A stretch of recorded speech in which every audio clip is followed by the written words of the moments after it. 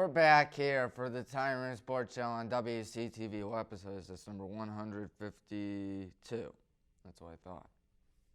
Anyways, let's get right into it with the Cleveland Guardians because, of course, they typically lead things off on this show. There's our leader in wins, Nick Sandlin, with 4. Shane Bieber has 62 strikeouts. Emmanuel Clase has, I think, 10 saves now. He originally had 9 heading into yesterday, but I think he got saved last night. And Jose Ramirez leads us in average, 291, home runs with 14, and RBIs with 53. And Miles Straw leads us with stolen bases with 9 and runs with 35.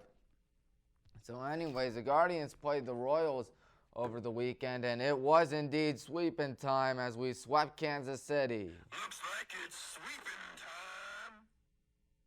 Gotta sweep, sweep, sweep. That's right. The game was on MLB YouTube channel, which was pretty cool in my opinion. And Connor Pilkington had 5 shutout innings and 8 strikeouts in Game 3, and 4 Guardians got 2 hits in Game 3. And then the Guardians played the, who do you call them? The Orioles. Won that one 2-1. Shane Bieber had a no-hitter going into the 6th inning in Game 1. Owen Miller had 4 RBIs in Game 1. Jose and Andres Jimenez home runs in Game 2. And then Andres Jimenez hit that 3-run bomb in Game 3 down the right field line. Those would be the only runs of the ball game for Cleveland, and it would be enough. Zach Plesac held his own out there with 6 innings and 8 strikeouts in Game 3. And then the Guardians against the Rangers. Cleveland won that one. Cleveland has split that one 1-1. So Jose Ramirez went 0 for 3 with 2 walks. They're very scared of him, that's for sure. He's got 286 average, That was the 291 average was heading into yesterday. And with the RBIs, Owen Miller with 2 RBIs. Owen Miller's that good. Stephen Kwan also had an RBI. Do we have any home runs? I do not think so, but we did have a 4-run 3rd inning, which is pretty impressive. And then the second game, well, after we won 6-3, we ultimately lost 6-3 the next day. And then so what happened was that Marcus Semien went 4 for 4 with 2 home runs. How about that? He did that good. He was on a tear, and he just did really well out there. And Marcus Semien put icing on the cake, and not to mention Nathaniel Wall with 2 RBIs as well. So there was that. So now it's time to look at the standings. Cleveland is 4 games back of the Minnesota Twins, 7-3 in our last 10 games. I'm just saying they're heating up, in the words of NBA Jam, heating up. 4 games out of the Minnesota Twins for first place, catching up, and just 1.5 game out of the Boston Red Sox for that wild card. Meanwhile, the Angels have lost 13 straight. Good Lord, the Angels are horrible. I knew they weren't going to do good. I knew they fooled everyone. You know why I knew that? Because they do it every single year. Every year they're like, okay, we're going to get good. We're going to build on our team. We're going to have all-stars and stuff. And you know what happens every year? The Angels always disappoint. And that, my friends, has happened again. Fired the manager. Yes, they did. Joe Madden is gone. So is Joe Girardi out in Philly, as the Phillies have now won 5 straight without him. And I'm pretty sure that without Joe Madden, things aren't going to change because, well, at the end of the day, they are the Los Angeles Angels, and they will always find ways to disappoint their fans and disappoint the league. Time for NASCAR because, of course, that typically follows the Cleveland Guardians. It was the Enjoy Illinois 300% by TicketSmart. Say that 10 times fast. Joey Logano won his 2nd race of the season. Austin Cindric stage 1. Kurt Busch stage 2. Kyle Busch finished in 2nd. Eric Jones in 7th. AJ Allmendinger had a 10th place finish. Of course, there's Kurt Busch's car getting the shoe. That's gotta hurt. At least I think it got him. And then Ross Chastain, Denny Hamlin made contact on lap 94. Chastain made contact with Chase Elliott 7 laps later. Bubba Wallace spun out on lap 130. The race had to go to overtime. Next week is at Sonoma. That should be fun. It's a road course. I love road courses because they're always really cool to see how interesting they are. How they make left turns, how they make right turns, how they do basically whatever. Should be a good one out at Sonoma in California. We'll see who wins. As there's Joey Logano, the winner.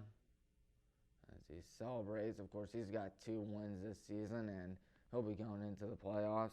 And the NBA Finals, that is what else is on slate right now for this show. Game 1 started off with a 120-108 Boston Celtics win.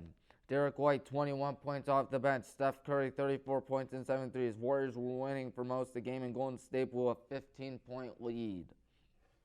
Then came Game 2, which was all Golden State in the second half. It was very close in the first half, as Boston was only down by like 2 at the half. But ultimately ended up being a 107-88 blowout. Steph Curry, 29 points and 5 threes. But the thing everyone was talking about was the Jordan Poole half-court heave at the buzzer that gave them a huge momentum shifter if the momentum hadn't been shifted already. Good Lord, that was insane, the half-court shot. And you just saw a picture of it earlier. And Jason Tatum, 28 points. And Boston was winning for most of the first half. There it is again. There's Jordan Poole after drilling the half-court shot at the end of the third quarter, which really cemented the game and put the game on ice. So that's what's going on in the NBA. Of course, I'm going to have to play NBA Live 06 soon because I'm getting that very soon right now. It should be coming today. And I should be playing it today because, well, Boston's playing Golden State again. This time for Game 3. Series is not up at 1. Boston is home Game 3. Game 4. Game 5 is at Golden State. If it goes to 6 and 7 games, 6 is at Boston, 7 is at Golden State. Used to be 2-3-2 like in baseball. How they have like 2 games and then 3 home games and then 2 games. But in 2014, I think, is when they went back to 2-2-1-1-1. It was originally 2-2-1-1-1. Don't know why they changed it, but they did. Of course, we are, if we look at some of the days until August 18th, it is 72. So 72 days till high school football. Hard to believe, of course. You know that my predictions will be coming right around the corner as the high school sports season is dying right now, but it'll come back to life in August, as it typically does with high school tennis, high school soccer, high school volleyball, high school girls tennis, I ought to say, high school cross country. What else am I missing? High school golf, and of course the big one, high school football. Of course, those are some great action out there, high school sports. I'm pretty sure most of you all know that by now. And days until the 3rd of September, which is when D3 football starts and when college football starts, which is 87 days. I don't know if I'll be doing Tommy's picks for D3, but I might as well do it because, well, that's pretty obvious that I'm going to have to because, well, D3 football, in the words of Rodney Dangerfield, gets no respect because, come on, 1 in 13 high school athletes make it to the college level. They should be treated with dignity and respect, even on the D3 level. D3 college sports, a lot of fun. A lot of fun. Of course, in the NHL, Colorado's going to the Stanley Cup. I haven't been focusing that much in the regular season, but in the playoffs, good Lord, it's been quite a treat. New York and Tampa are tied up at 2 right there. We'll see what happens there. And you know who's liking that? Colorado. Colorado is loving it because they have time to relax, time to study. Both New York and Tampa they can see who they're going to face off against. And of course, Colorado swept Edmonton. It was indeed sweeping time. We're not going to play it because, of course, we only do sweep in time whenever the Guardians complete a sweep. Yeah, no respect. Exactly. D3 college football gets no respect.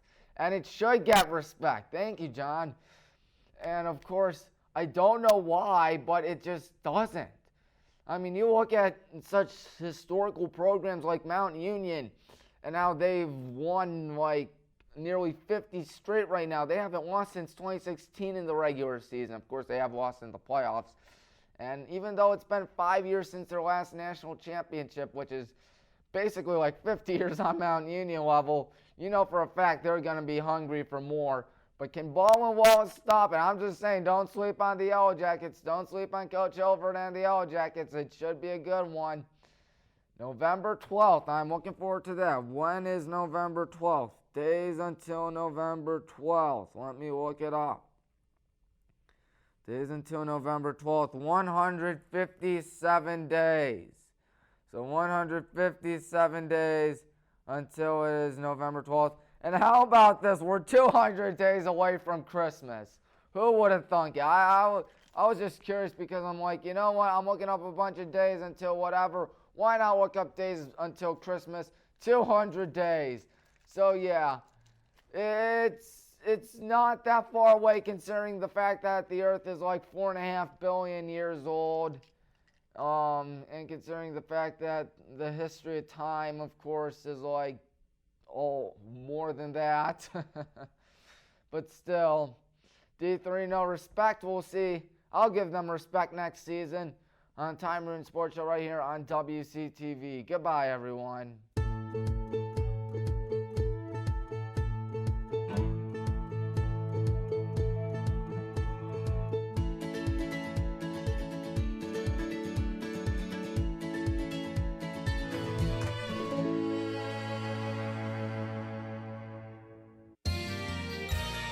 You are watching WCTV, Wadsworth Community Television.